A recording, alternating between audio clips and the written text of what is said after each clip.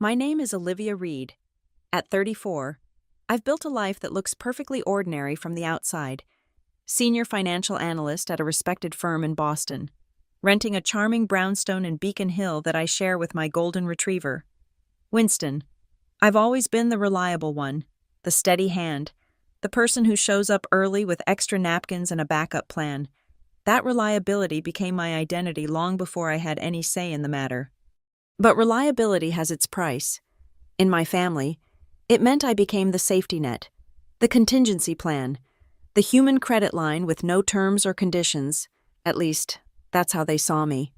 That all changed last Wednesday when my mother called with what she described as wonderful news about my younger sister Vanessa's engagement party. "We've decided you'll host it at your place," my mother announced without preamble. "The Carmichaels will be there, you know, Derek's parents, and they simply adore that historic architecture in your neighborhood. It would make such an impression." I felt that familiar tightening in my chest.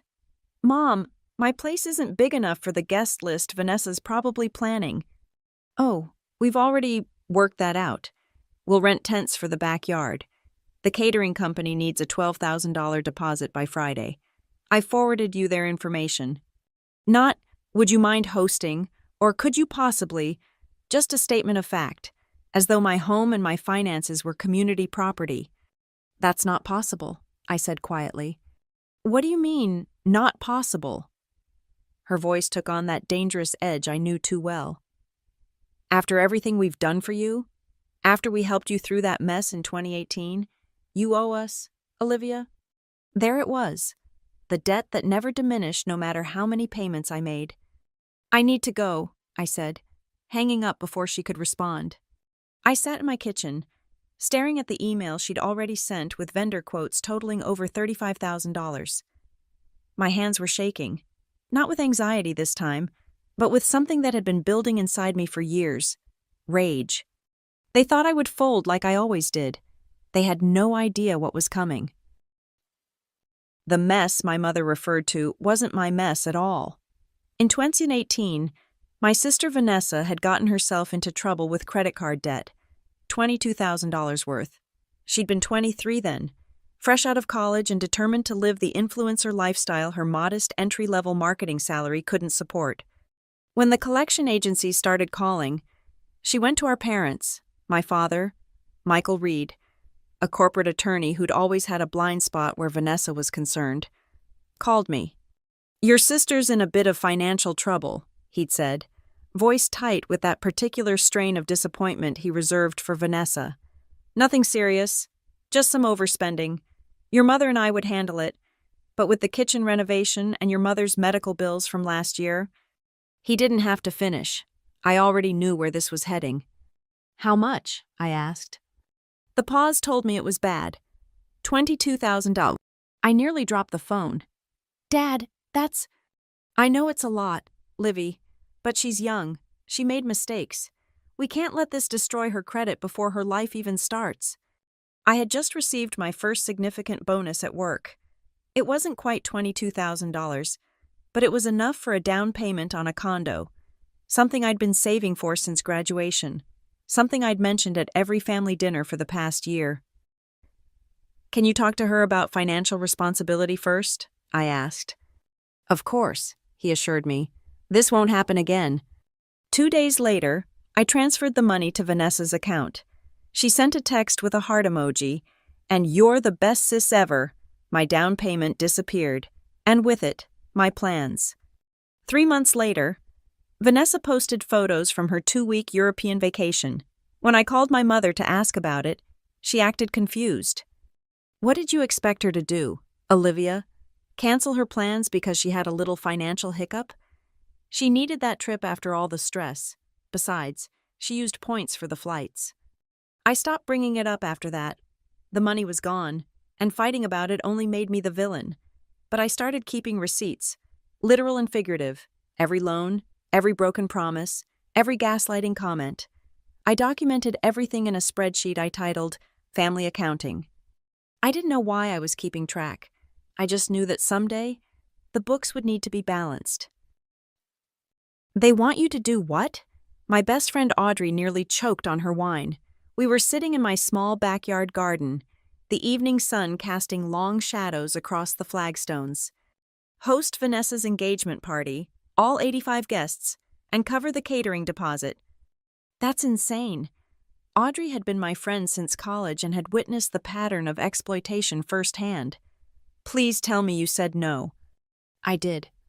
And? And my mother implied I was being ungrateful after they helped me through that mess in 2018. Audrey's eyes widened. You mean when they made you bail Vanessa out? I nodded, taking a long sip of my wine. That's rich, she said. What are you going to do? I hesitated. I'd been thinking about this moment for longer than I cared to admit. I'm going to say yes. What, Liv? No. Not really yes, I clarified. I'm going to appear to say yes, and then I'm going to host the party they'll never forget.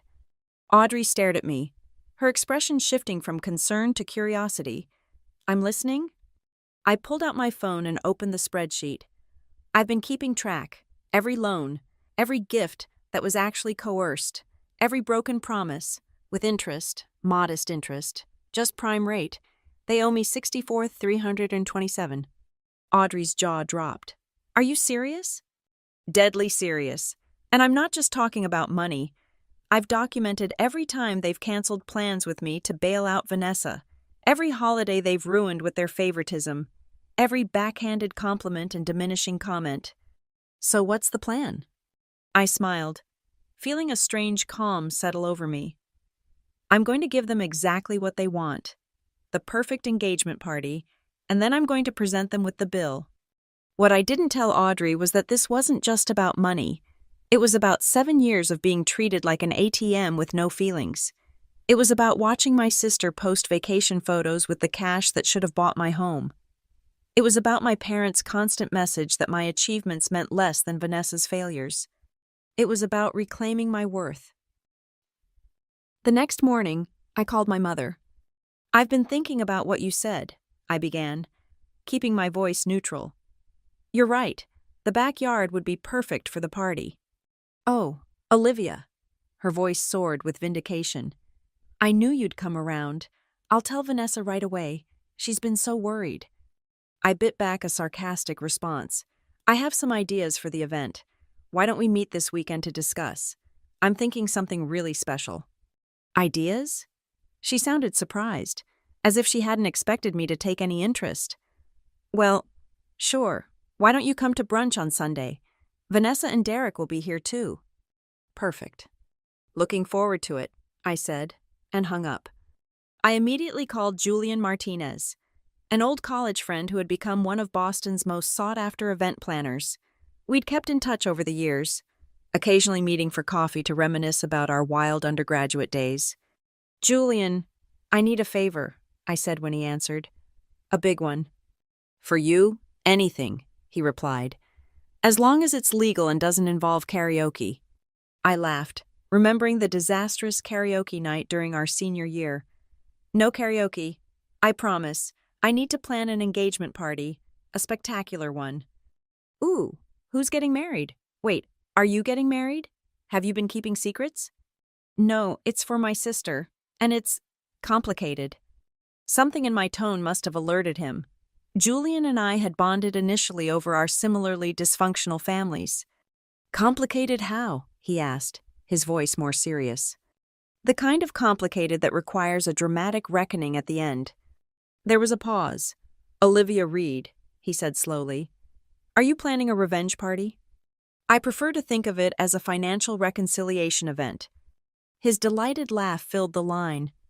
I'm in, 100% in. When do we start? Right now? Sunday brunch at my parents' suburban colonial was exactly as I expected. My mother, Eleanor Reed, held court at the head of the table, her silver blonde hair perfectly coiffed, her smile tight with expectation. My father sat to her right, hiding behind his newspaper until my mother pointedly cleared her throat. Vanessa and her fiancé Derek arrived 20 minutes late, also expected. My sister had never been on time for anything in her life. She floated in wearing a white sundress that probably cost more than my monthly rent, Derek trailing behind her like an afterthought. Olivia, she squealed, air kissing near my cheeks. I'm so excited you're doing this for us. It's going to be amazing. I returned her embrace with measured warmth. Congratulations again. The ring is beautiful. It was. A 3-carat oval diamond that caught the light with every animated gesture of Vanessa's hands. Derek's parents helped with it, she said with a meaningful glance at our parents. The implication was clear. Her future in-laws were more generous than her own family.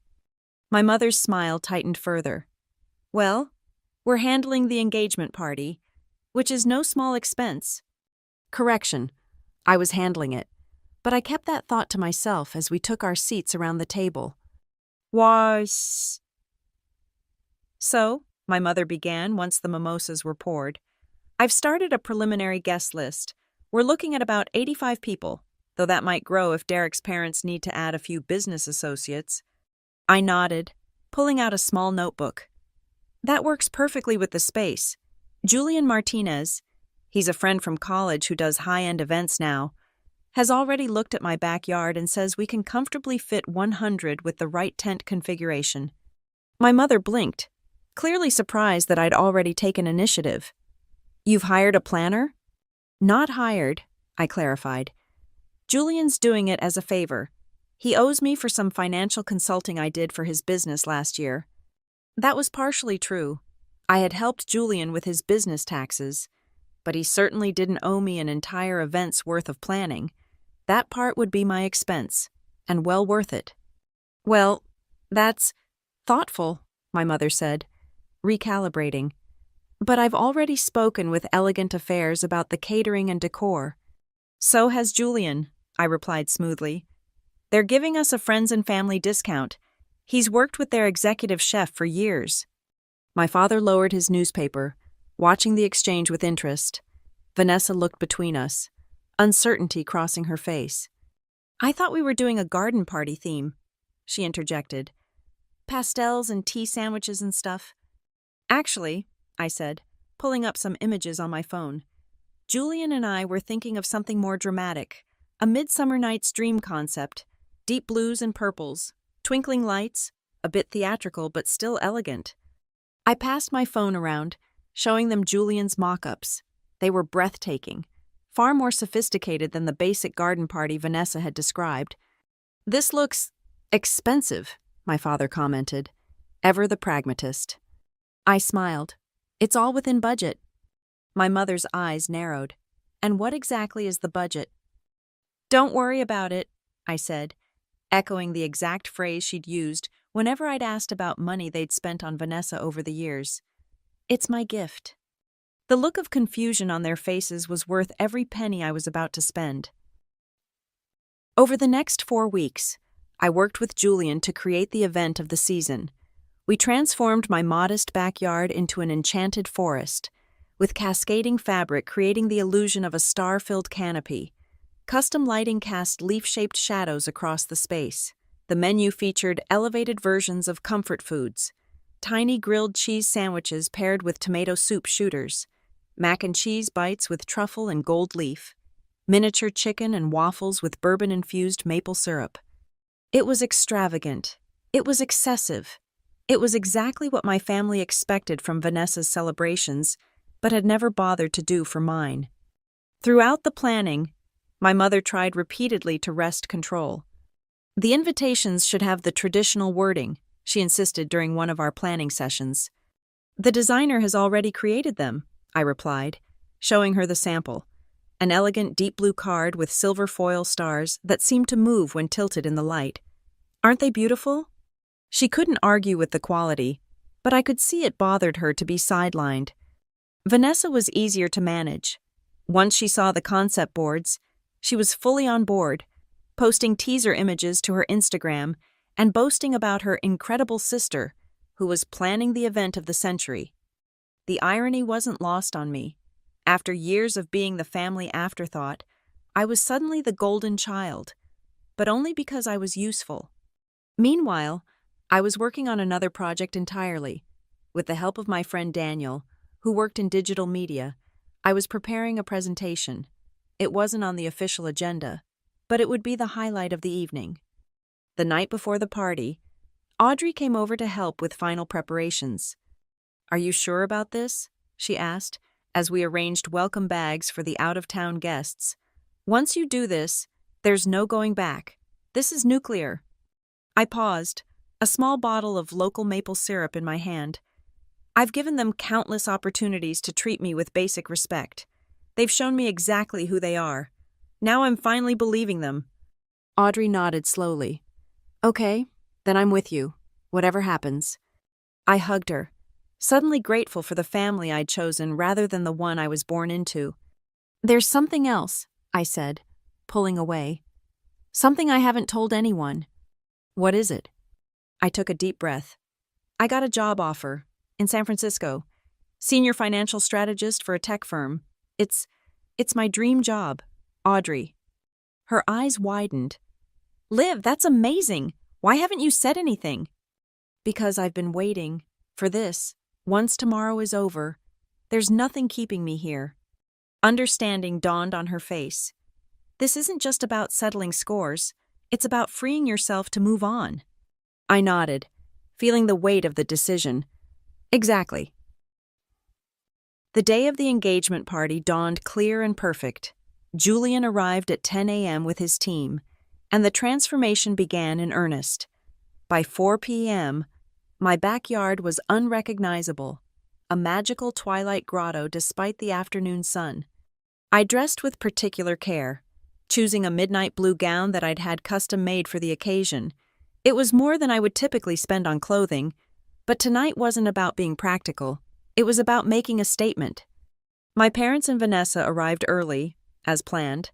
My mother immediately began inspecting everything with a critical eye, but even she couldn't find fault with Julian's work. "It's spectacular," she admitted reluctantly. "How much did all this cost?" "Don't worry about it," I said again, smiling. "Tonight is about celebrating Vanessa and Derek." And it was a celebration. As guests arrived, the atmosphere was genuinely joyful. Derek's parents, a surgeon and a university dean, were visibly impressed, which pleased my status-conscious mother to no end. Vanessa floated through the space in a champagne-colored dress, accepting congratulations and showing off her ring. I played the perfect hostess, ensuring everyone had drinks and directing them to the various food stations. The catering staff, personally selected by Julian, executed everything flawlessly. At 8:30 p.m., exactly as planned, Julian clinked a glass to get everyone's attention. "If I could have everyone gather around," he called out. "It's time for a few words from our wonderful host, Vanessa's sister Olivia." The crowd shifted, forming a loose semicircle around the small stage we'd set up. My mother beamed, anticipating a heartfelt toast to her favorite daughter. I stepped onto the platform, feeling strangely calm. This moment had lived in my imagination for so long that now that it was here, it felt almost like a memory. "Thank you all for coming tonight," I began. "It means so much to have you here celebrating Vanessa and Derek's engagement."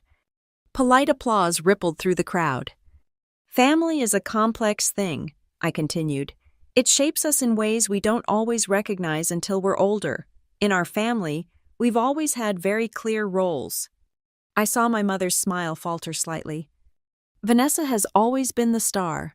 Beautiful, charming, the center of attention." I raised my glass toward my sister. "And deservedly so.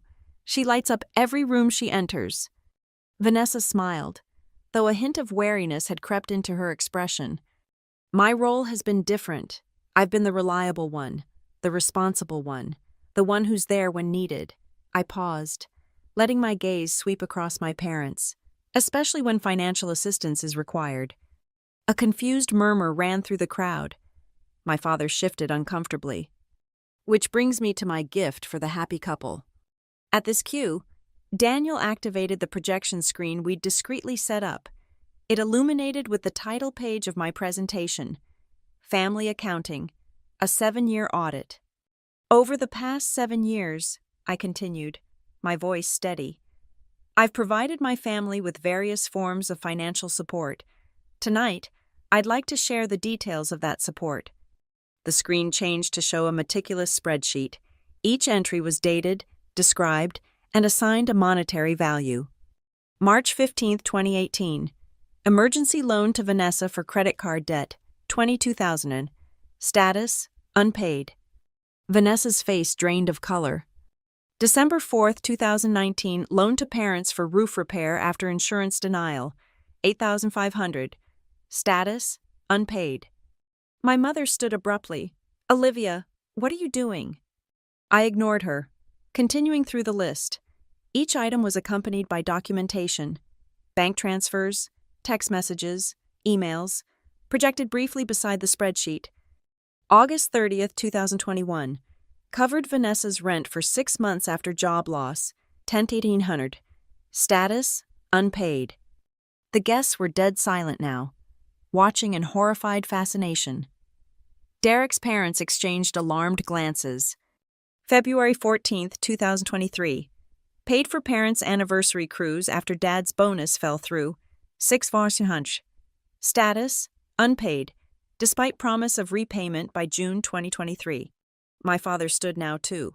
That's enough, he said, his voice tight with anger. This is inappropriate. I met his gaze steadily. Is it inappropriate to expect repayment of loans? Is it inappropriate to keep accurate financial records? As an accountant, I was under the impression these were professional virtues. These were gifts, my mother hissed. Family helps family. Interesting, I replied. That's not what you said when you asked for the money for your cruise. You specifically said, and I quote from your text message. I gestured to the screen, where the message appeared, enlarged. We'll pay you back by summer, sweetheart. This isn't a handout. She flushed dark red. The total, I continued, addressing the stunned crowd, comes to $64,327 in principal, plus $11,235 in interest at prime rate, which is more than fair. For reference, credit card interest would have nearly doubled the amount. Vanessa had started crying, mascara tracking down her cheeks. Derek stood frozen beside her, staring at the screen where the evidence of his fiancée's financial irresponsibility was laid bare. Now, I said, my voice softening, I want to be very clear. This party tonight, which cost approximately $42,000, is indeed a gift, my gift to you, Vanessa. I don't expect repayment for this. Confusion flickered across her tear-stained face. But the rest, I continued, the $75,562 total that you've collectively borrowed from me over the years, that's not a gift. It never was, and I'm no longer willing to pretend otherwise. I nodded to Daniel, who pressed another button. The printers we'd hidden throughout the space suddenly hummed to life, producing identical documents that the catering staff began distributing to every guest. What you're receiving, I explained as confused murmurs spread through the crowd, is a detailed accounting of the financial exploitation I've experienced at the hands of my family, along with witness statements from friends who observed this pattern of behavior, and a formal demand for repayment, drafted by my attorney. My mother lunged forward. "Stop this immediately!" she hissed. "You're humiliating us!" "No, Mother," I replied calmly. "You've humiliated yourselves. I'm simply providing documentation." I turned back to the guests. I apologize for the uncomfortable situation. This was not how any of you expected to spend your evening. The food and drinks will continue to be served for another hour. Please enjoy the rest of the party. With that, I stepped off the stage and walked directly toward the exit, pausing only to whisper to Julian, "Make sure everyone gets home safely, and thank you." As I reached the garden gate, I heard my name called. I turned to see Derek's father, Dr. Carmichael, approaching with an odd expression on his face. "Ms. Reed," he said formally, "that was quite something." I steeled myself for condemnation. "I apologize if it made you uncomfortable, Dr. Carmichael." To my surprise, he extended his hand. On the contrary, as someone who's dealt with similar family dynamics, I found it refreshingly honest, and as a surgeon, I appreciate clean incisions. I shook his hand, momentarily speechless. "If you ever need a reference," he continued, "for anything at all, please don't hesitate to ask. Thank you, I managed. As he turned to go back to the party, he paused. Oh, and Ms. Reed? The statute of limitations on small claims in Massachusetts is 6 years, just something to keep in mind. With a slight nod, he walked away, leaving me staring after him in wonder. I didn't go far, just to a hotel downtown where I'd already reserved a room. I expected my phone to explode with angry calls and texts, but there was only silence. At 11 p.m., Julian sent a message. Operation Financial Reconciliation complete. No casualties except dignity. Call you tomorrow. I slept surprisingly well for someone who had just napalmed her family relationships. The following morning, I awoke to a single text from my father. We need to talk. Alone. We arranged to meet at a neutral location, a coffee shop halfway between my place and theirs. When I arrived, he was already there, looking older than I'd ever seen him. That was quite a show you put on, he said as I sat down.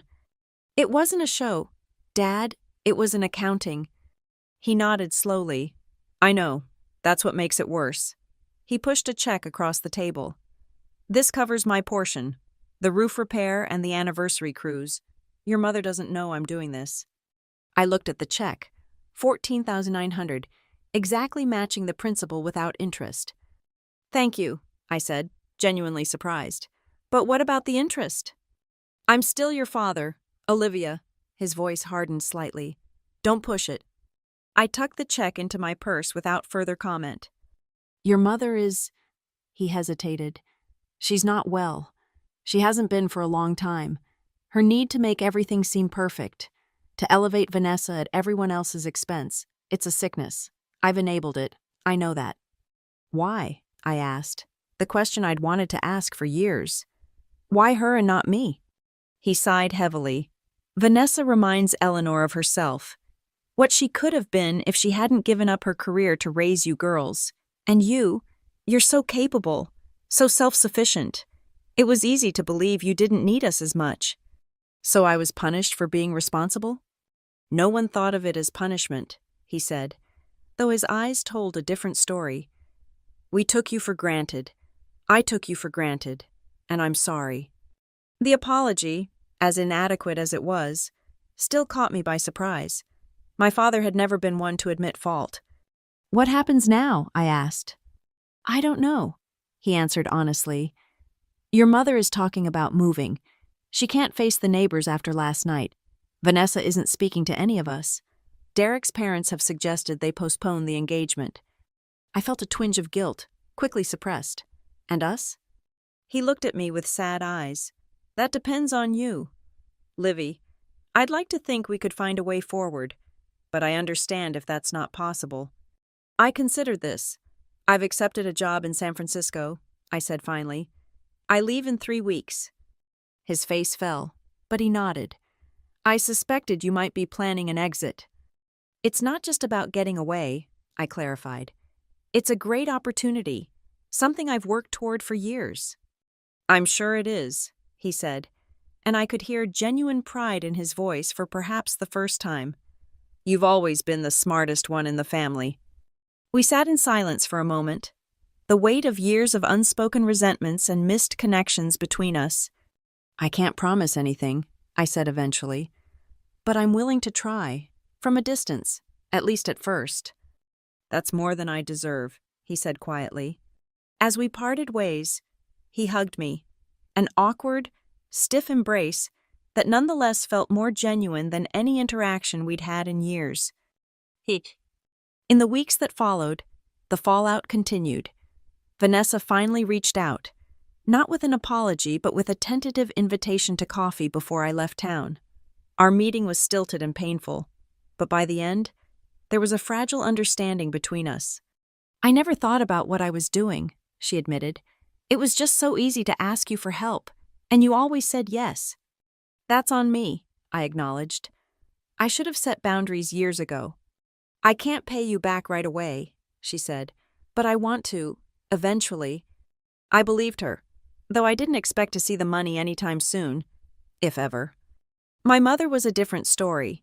She refused all contact. instructing my father to tell me that when I was ready to apologize for my unconscionable behavior, she would consider speaking to me again. I didn't wait for her forgiveness. On a sunny Tuesday morning, I boarded a plane to San Francisco with 2 suitcases and Winston, leaving behind the rest of my belongings to be shipped later. Audrey drove me to the airport, tears streaming freely down her face. "Promise you'll visit," she demanded as we hugged goodbye. "And not just once a year." "I promise," I said, my own eyes wet. "Your family, the kind worth keeping." As the plane lifted off, I felt a strange lightness. The revenge I'd planned had cost me financially, far more than the partial repayment I'd received from my father, but what I'd gained was something far more valuable: freedom from the balance sheet of familial obligation that had defined my life for too long. In my carry-on was a small notebook where I'd started a new ledger. This one wasn't for tracking debts or wrongs. It was for recording moments of joy, connections that enriched rather than depleted, relationships based on mutual respect rather than exploitation. The first entry, written in the departure lounge while waiting to board, read simply, "Today I choose myself, balance, priceless." Perhaps someday I would find a way to reconcile with my family on new terms that recognized my worth beyond what I could provide. Perhaps not. Either way, I was finally free of the crushing weight of being the family bank. As the California coast came into view hours later, I felt something I hadn't experienced in years. Possibility. Unfettered by obligation. My new life was waiting, and for once, the only person I needed to answer to was myself.